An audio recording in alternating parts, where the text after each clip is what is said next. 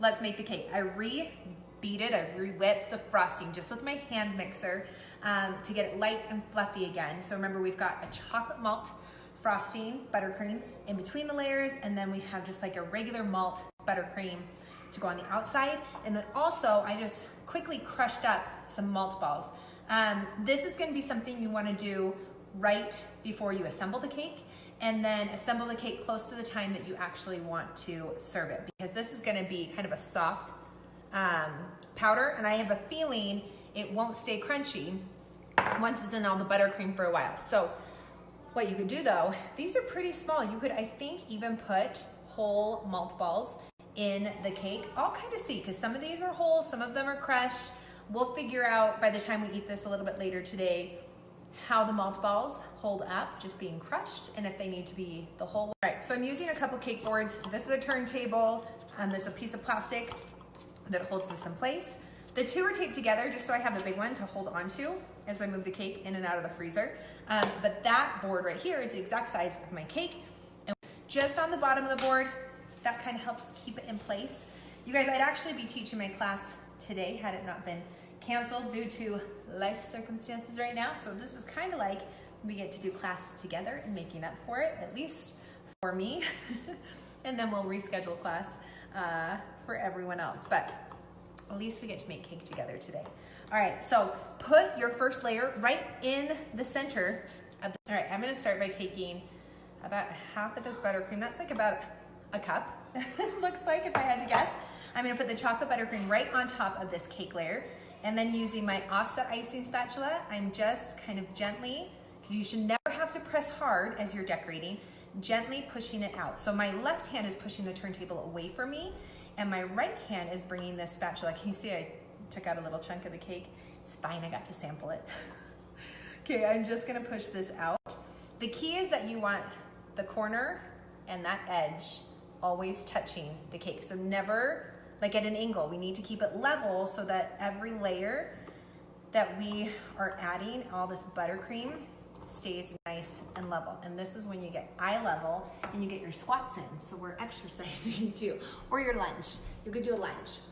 All right, make sure that looks nice and even as you spin it around. And then I'm gonna add, all right, so I'm gonna pat them into place as I put them down. So some of these are actually whole. We'll see how hard it is to cut through these, but I'm really curious. I think that might actually help protect that Whopper. And it's just gonna give us more of that malt flavor. So if you don't like Whoppers, there's a different brand you wanna use. You do you, grab what you like. Whoppers is just, it's easy to find, but I know in different countries and different areas, you'll be able to get a lot of different stuff. Okay, still nice and level because I patted it into place. Squat your booty down, check it out. And then we're gonna repeat it with the top. Now, if your cake layers need to be leveled, you know, you do that after they bake and they get to room temperature. Mine, not too bad. I just wanted to taste it. So I took out a little bit of everything, and yesterday we just went to town. I actually might save a little bit. I wonder, just a little bit, because I could use it a little bit while I'm decorating with the kind of lighter color malt frosting. All right, so another layer, just make sure it's nice and flat. Voila, oh my gosh, look at that. Now remember, I talked about this in my stories yesterday, and I'll share it in the post and I'll talk about it some more, is I made these layers extra thick. So basically, I just did 1.5 times what one of my recipes is. So it's actually not very complicated. If you are looking for thicker layers, you are gonna want to 1.5 my recipe. And then the other change you need to make is you're gonna reduce your temperature to 325 when you bake, and then it's gonna bake for about like 10 to 15 minutes longer. You know, really get to know your oven so you can tell when your cakes are done. But that's all you would need to do. It's really, really simple. Otherwise, my recipes will give you a cake layer that's about 1.5 inches, which I think is great because people, unless you're, now we're ready to put the last cake layer on. I always flip it over so the bottom side is on the top. That's the smoothest, and if you have leveled it, all the crumbs are tucked on the inside, and then it's just a little bit easier to frost. So kind of just get it right into place. Now we're gonna switch to a straight icing spatula, and I'm gonna do a crumb coat. And remember, a crumb coat is just a thin layer of frosting that is gonna go around the entire cake, and then we will freeze it for about 15 minutes. And our cake is then ready to do a final coat of frosting where no crumbs are gonna get in it. And it's gonna be just so much easier to handle and to decorate because you've got a great foundation set for you. So pushing the turntable away from you, and you're bringing the spatula towards you. And you're holding it nice and flat to the cake. I'm not at an angle, I'm not here, I'm not here, I'm not trying to do this. I'm right-handed, I'm bringing it once the cake is crumb coated. So do you see how thin that is? I can see part of the cake, but you don't wanna scrape and do any less because then we'd be pulling up cake and we don't want that to happen. You really don't want more than this because then you're using too much of your buttercream on your crumb coat and you won't have enough for your final coat of frosting. So this now is going into the freezer for like 15 minutes to set this crumb coat. It will be nice and chilled. Also notice I didn't go over this 8-inch cake board. This is just like there to set you up for success later. So don't spend a lot of time on this part. It's like 5 minutes, get your crumb coat done, put it in the freezer for 15 minutes, and then we'll be ready to go after that. Like chilled, not frozen. 15 minutes is good. Anything longer than that is gonna make your cake too cold and it's going to harden up your buttercream. We don't wanna do that. So this is an acrylic disc, that's in my shop. It's gonna help us get sharp edges, straight sides. Before you do that though, just take a minute to mix your buttercream by hand. This is a little tip I have in my blog post about making the best buttercream, is to just mix it by hand so you can get out kind of all the air pockets that your big electric mixer created as it was making some amazing buttercream for you. But we just want to push that out just a little bit. And I'm going to do it with what I've got left of my chocolate buttercream too, so that they're just both really smooth. I think what I'll do, since I've got some of this chocolate buttercream still left, is do a little bit of an ombre and bring the dark chocolate up into like the lighter malt flavor. But first thing we want to do is I'm using this acrylic disc. This is going to go just right on top of the chilled cake, and you'll see that there's extra space, and that's where we're going to fill in the sides with our buttercream. And we're just going to bring our line of buttercream right from the edge of the disc all the way down, nice and straight, and it's going to cover your bottom board. So you need to get eye level with this, and I won't go into it now, but like my online cake class, I'll show you in that one, like if you've got a leaning tower of Pisa, how to fix it, or if it's uneven on the top, how to fix that as well.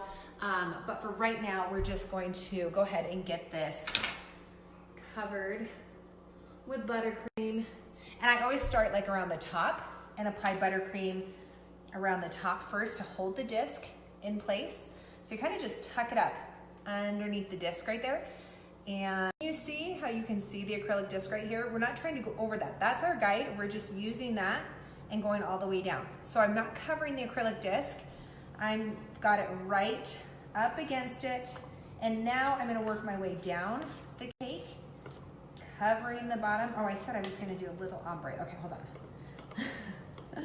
I'm getting carried away. I'm gonna add a little bit more of this, and then I'm just going to start to kind of blend in some of my darker color, just a little bit at the bottom, a little bit of a watercolor kind of thing. We'll use some of our light and our dark together and just kind of create a little bit of a watercolor effect right there.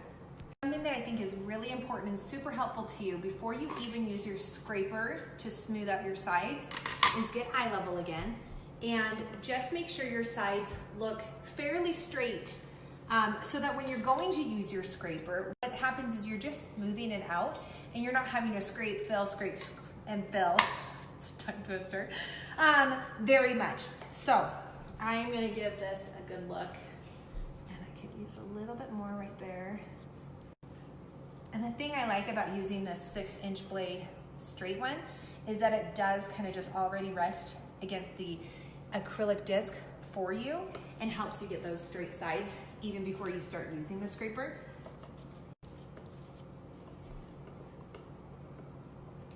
All right, let's do this. Let's scrape it. Okay, so this is about the angle that you want your scraper as you're scraping it. Not too close and not too far. If you're not at like a good 45-degree angle, which is about what I've got right here, what's gonna happen is if you're really, really close, it like pulls up all the frosting onto your spatula and you're gonna get lots of holes. And if you're here, it just scrapes it without smoothing out. So my eye now really stays over here, and I just try to make sure that my scraper looks nice and straight. And I'll go around it 1 or 2 times, and then I can see where I need to fill in. So you can kind of see these gaps that I have that I'm gonna go back now with my spatula and just fill them in, kind of like I'm spackling, okay? So we'll just clean that off, and I'm gonna fill in and keep scraping until I'm about happy with it.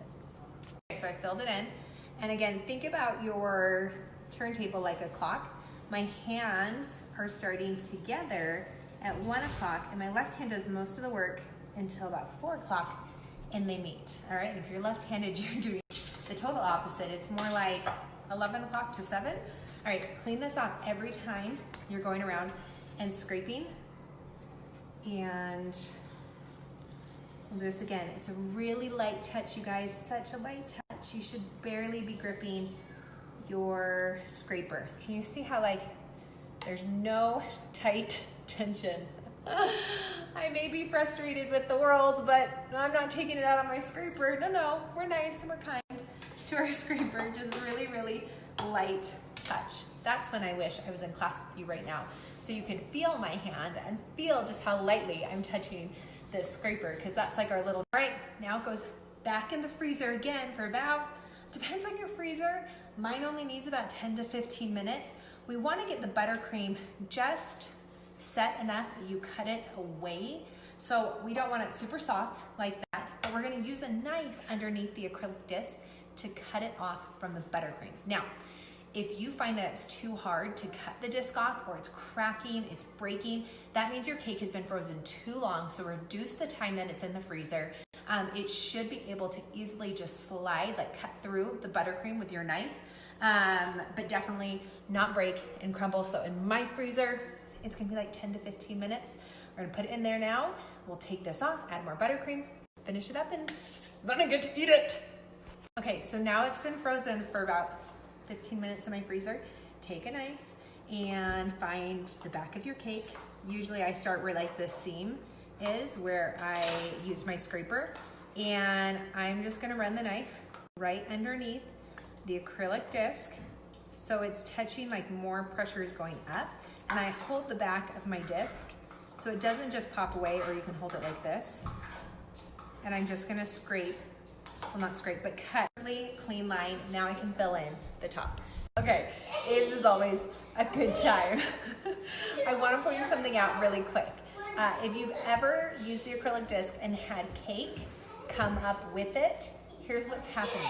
You're spending too long frosting the sides of your cake, so your crumb coat is no longer chilled, and it sticks to the acrylic disc, and then when it goes back in the freezer, now it's stuck really hard to the disc, and that's what's pulling up your cake with the disc, if that's happening to you. So I didn't say this while I was decorating, but it's so good to remember, like set a timer for yourself. When you're doing that final coat of frosting, give yourself like 15 to 20 minutes max for the decorating, and that's really all the time you should take, because after that, you're compromising the crumb coat, you're compromising your frosting, and you're compromising your sanity. I'm just using the rest of my buttercream, and I'm gonna cover up the top and just really lightly blend it in to the edge.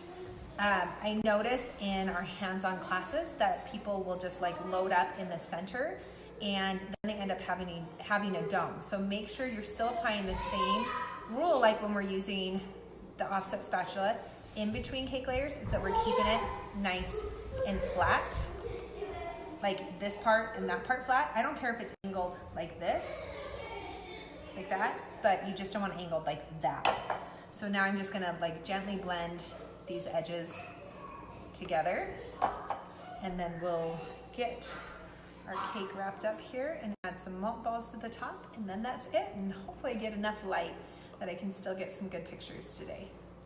All right, there you you have it. There is the chocolate malt cake. Now time to take some pictures, dig in. I think I'll be able to get this recipe up for you on Monday. How does that sound? A new recipe. Usually every Monday